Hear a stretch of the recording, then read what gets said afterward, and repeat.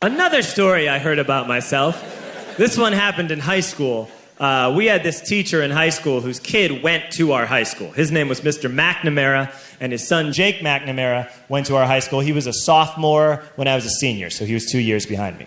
And Mr. McNamara was an asshole. And one weekend, he and his wife decided to leave town, which you should never do if you're an asshole. And Jake McNamara decided to throw a party at the teacher's house. Hooray!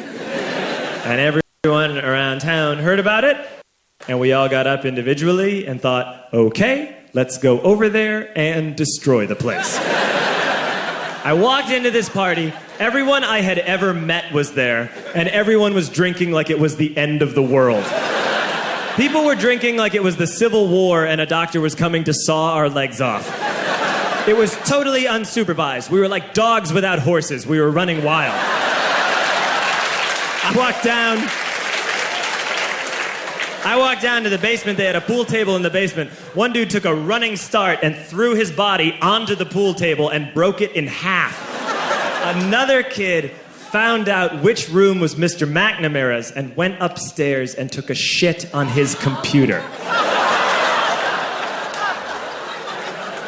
So the party was going great. I'm standing in the basement, and I'm holding a red cup. You've seen movies. And I'm standing there, and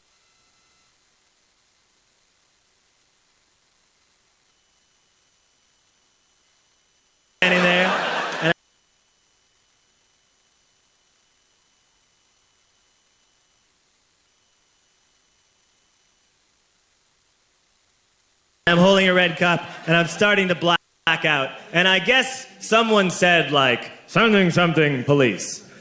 And in a brilliant moment of word association, I yelled, fuck the police! Fuck the police! And everyone else joined in. 100 drunk white children yelling, fuck the police. With the confidence of guys who have, like, already been to jail and aren't afraid of it anymore. You know, that, like, I serve my nickel, you come and take me confidence. But white children. The reason someone had said something, something, police was because the police were there. So a Chicago police officer walked down the stairs and got to the bottom in the basement and looked out over a sea of drunk toddlers yelling, fuck the police, in his face. And he was almost impressed. He was like, wow. And then he leaned into his walkie-talkie and went, get the paddy wagon. And my friend John, who is now a father, this man now has a baby, he grabbed a 40, smashed it on the ground, and yelled, scatter! And everyone ran in a different direction.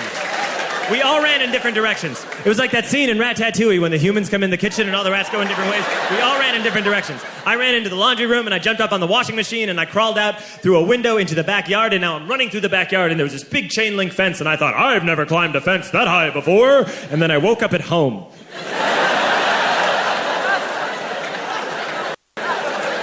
On Monday, I went to school because that's what we did back then. And I'm walking into the school building, and who do I see but Jake McNamara? And he says to me, hey, were you at my party on Saturday? And I said, no. You know, like a liar. And he said things got really out of hand. Someone broke the pool table. Someone took a shit on my dad's computer.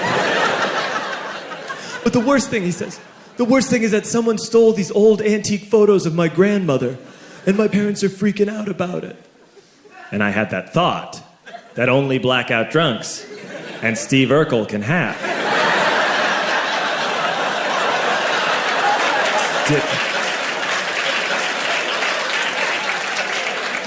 Did I do that?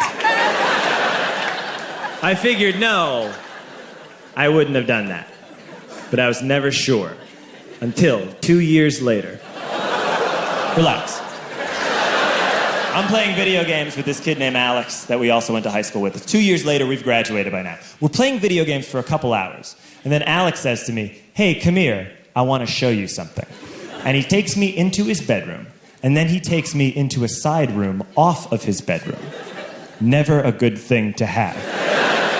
And he shows me a tiny room that is covered wall to wall in stolen antique photos from different people's parties over the years.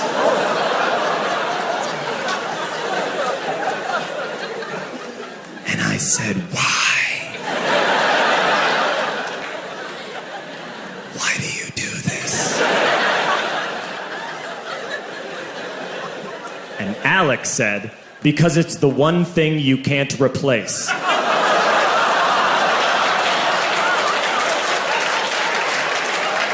That's the end of that story, but how fucked up is that, right? That's crazy. So I don't drink anymore.